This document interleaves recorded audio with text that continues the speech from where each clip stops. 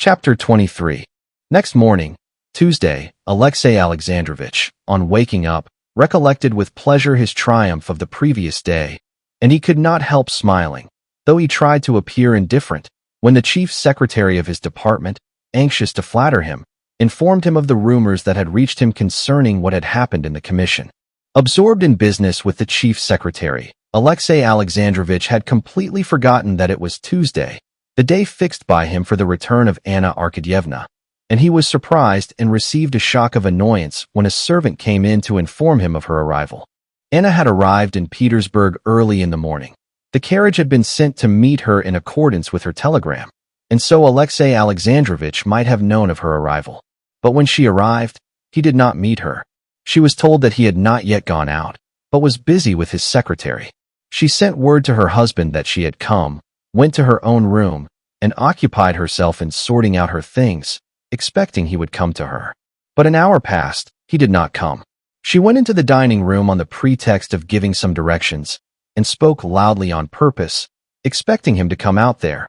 But he did not come, though she heard him go to the door of his study as he parted from the chief secretary. She knew that he usually went out quickly to his office, and she wanted to see him before that, so that their attitude to one another might be defined. She walked across the drawing room and went resolutely to him. When she went into his study, he was in official uniform, obviously ready to go out, sitting at a little table on which he rested his elbows, looking dejectedly before him. She saw him before he saw her, and she saw that he was thinking of her. On seeing her, he would have risen, but changed his mind. Then his face flushed hotly, a thing Anna had never seen before, and he got up quickly and went to meet her, looking not at her eyes, but above them at her forehead and hair. He went up to her, took her by the hand, and asked her to sit down. "I am very glad you have come," he said, sitting down beside her, and obviously wishing to say something, he stuttered. Several times he tried to begin to speak, but stopped. In spite of the fact that, preparing herself for meeting him, she had schooled herself to despise and reproach him, she did not know what to say to him, and she felt sorry for him. And so the silence lasted for some time. "Is Seryoza quite well?" he said, and not waiting for an answer, he added, "I shan't be dining at home today, and I have got to go out directly." "I had thought of going to Moscow," she said. "No, you did quite right to come," he said, and was silent again. Seeing that he was powerless to begin the conversation, she began herself. "Alexei Alexandrovich," she said, looking at him and not dropping her eyes under his persistent gaze at her hair, "I'm a guilty woman. I'm a bad woman, but I am the same as I was, as I told you then, and I have come to tell you that I can change nothing."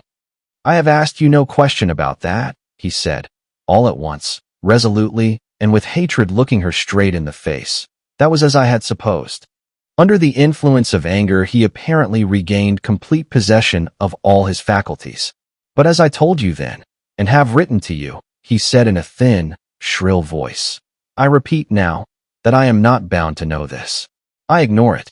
Not all wives are so kind as you, to be in such a hurry to communicate such agreeable news to their husbands."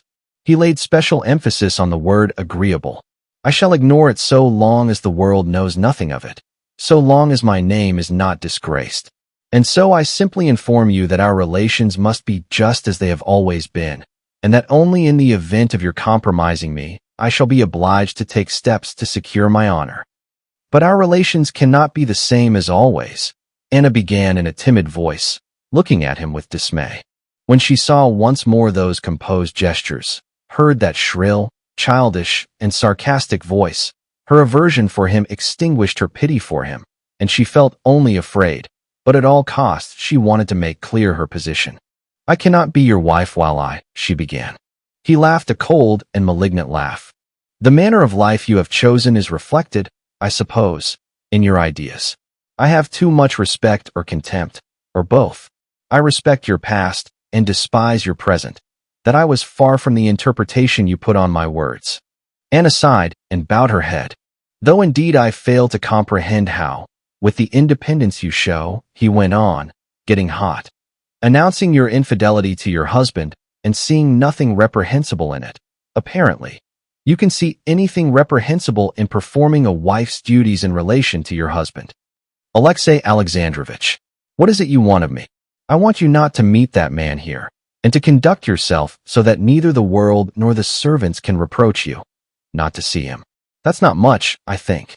And in return you will enjoy all the privileges of a faithful wife without fulfilling her duties. That's all I have to say to you. Now it's time for me to go. I'm not dining at home." He got up and moved towards the door. Anna got up too. Bowing in silence, he let her pass before him.